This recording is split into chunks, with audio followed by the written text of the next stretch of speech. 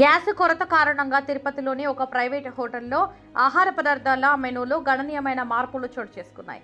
Hotel యాజమాన్యం ప్రత్యేకంగా service notice బోర్డును ఏర్పాటు చేసి కస్టమర్లకు ఈ విషయాన్ని తెలియజేసింది. సాధారణంగా ఈ హోటల్లో దాదాపు 130 రకాల వంటకాలతో విస్తృతమైన మెనూ అందుబాటులో ఉండేది. అయితే ప్రస్తుతం గ్యాస్ కొరత తీవ్రంగా ఉండటంతో అన్ని వంటకాలను తయారు చేయడం సాధ్యం కాకపోవడంతో మెనూను గణనీయంగా తగ్గించారు.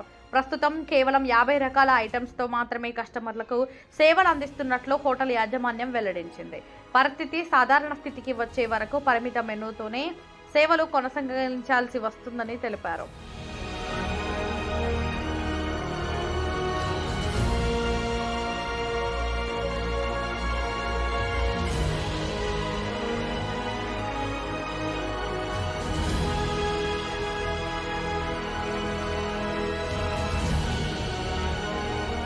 హోటల్ మేనేజర్ చక్రపాణి తెలిపిన వివరాల ప్రకారం సాధారణ రోజుల్లో ఈ హోటల్లో రోజుకు 47 కేజీల సామర్థ్యం కలిగిన సుమారు 15 గ్యాస్ సిలిండర్లను వినియోగిస్తూ ఉంటారు. ఉదయం అల్పాహారం నుంచి రాత్రి భోజనం వరకు నిరంతరంగా వంటలు జరుగుతుండడంతో పెద్ద మొత్తంలో గ్యాస్ అవసరం అవుతుందని చెప్పారు. అయితే ప్రస్తుతం గ్యాస్ కొరత తీవ్రంగా ఉండడంతో గ్యాస్ ఏజెన్సీ నుంచి రోజుకు కేవలం 2 నుంచి 3 సిలిండర్లు మాత్రమే సరఫరా అవుతున్నాయని ఆయన తెలిపారు. దీంతో వంటల తయారీలో తీవ్ర ఇబ్బందులు ఎదురవుతున్నాయని, అందుబాటులో ఉన్న గ్యాస్తో అన్ని రకాల వంటకాలను సిద్ధం చేయడం సాధ్యం కాకపోవడంతో మెనూను తగ్గించాల్సి వచ్చిందని పేర్కొన్నారు.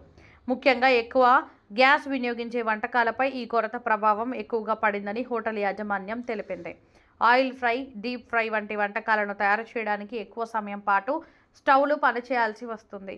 గ్యాస్ సరిగా పోకపోవడంతో అలాంటి వంటకాలను తాత్కాలికంగా మెనూ నుంచి తొలగించాల్సి వచ్చిందన్నారు.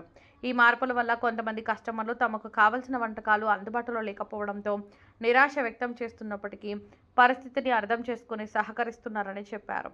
గ్యాస్ సరఫరా మళ్లీ సాధారణ స్థితికి చేరుకున్న వెంటనే పాత మెనూనే పునరుద్ధరిస్తామని హోటల్ యాజమాన్యం వెల్లడించింది.